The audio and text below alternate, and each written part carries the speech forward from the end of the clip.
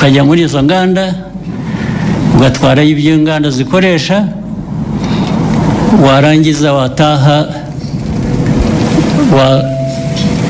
wakwifuza gufata ku byavuye mu byo watwaye mu nganda ukahagwa.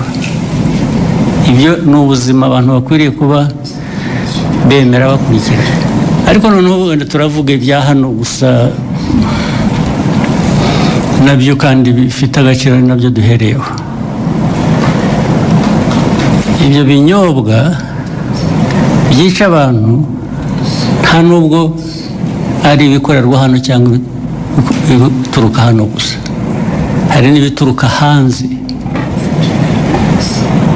Ibituruka hanze bizanwa bituje ubuziranenge bikica abantu. Maze mu kwica hari ubwoko, hari uburyo butandukanye. Hari ibibica uwo munsi, icyo cyumweru.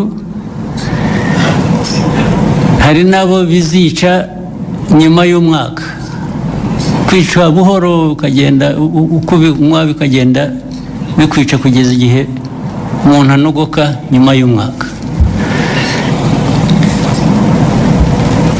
Ibyo rero ntabwo ndumva neza igihe umuntu waba bishyigikiye ngo atekereze inganda, atekereze abantu bakora muri izo nganda, ukuyemo abo byica umunsi ku wundi nk'uko bizwi, nk'uko mubibona.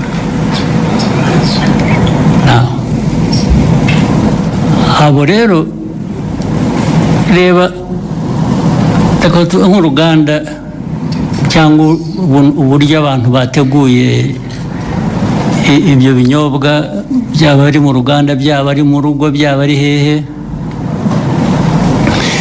byisha abantu uyu munsi. Birongeye wowe ibyo ukora, ndavuga ahantu hamwe, birongeye byisha abandi uwundi munsi, ikindi gihe birongeye byisha abandi. I'm talking about the same place, ndavuga ahantu hamwe, birongeye byisha abandi ahandi ikindi gihe. Ukavuga ngo urakora ikize, ariko noneho usibye wowe ubikora bikica abantu. Iki gihugu kiyoborwa gite? Igihugu cyareka abantu bagapfa gusa kikarebera cyo kiba ari igihugu ni igihugu gifite imibereho ite? Ni nayo mpamvu bariya bashinzwe imirimo itandukanye ireba ibi by'ubuziranenge, uvuga bakurikiranwaho, babazwa ibyo babazwa, nicyo bagiriyeho. Izo nzego zigiriyeho kureba ngo ibikorwa ibyo ari byo byose ntabwo byica abantu, ahubwo ni ibifasha ubuzima bw'abantu gutera imbere. Bamwe muri aba rero ndibwira ko babifitemo uruhare, ndetse bashobora kuba bafite n'uruhare muri izo nganda, cyangwa se abafite izo nganda babahuma amaso bakareka ibintu byabo bigahita bikajya kwica abantu.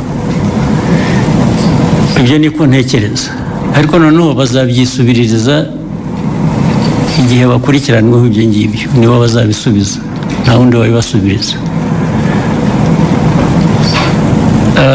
Si ibyo gusa, n'ibindi tumaze iminsi tuvuga, niba mubikurikira, ibiyobyabwenge, abantu hari iby'ibinyobwa, hari ibindi by'ibiyobyabwenge abantu bahinduye. Mwaragiye murabiririmba, mubyita amazina y'igitangaza, mugira mute birica abantu, birica abana, birica abantu batoya mu iki gihugu, n'abakuru hari ababirimo, ndetse birica abantu. Igihugu cyaberaho kugira ngo kirebere abantu bapfa, abantu bacyo bapfa, ngo hatazagira ubaza bakwiriye kubaza impamvu abantu bapfa, ntabwo ari ukubaza impamvu ibyica abantu bicibwa. Kuri iyo ntambara rero abanyumva cyangwa n'ababirimo bo babyiteguye ntabwo abo turaza guhangana nabo nyine baraza kujya ku murongo uko bikwiye abantu bazi icyo bisaba baragishoboye ariko ibyo kujya kuzana imico n'imikorere yica abantu aho bayivana birabareba aho ngaho handi niba barabyemeye ibyo ntabwo bindeba ntabwo aho handi handeba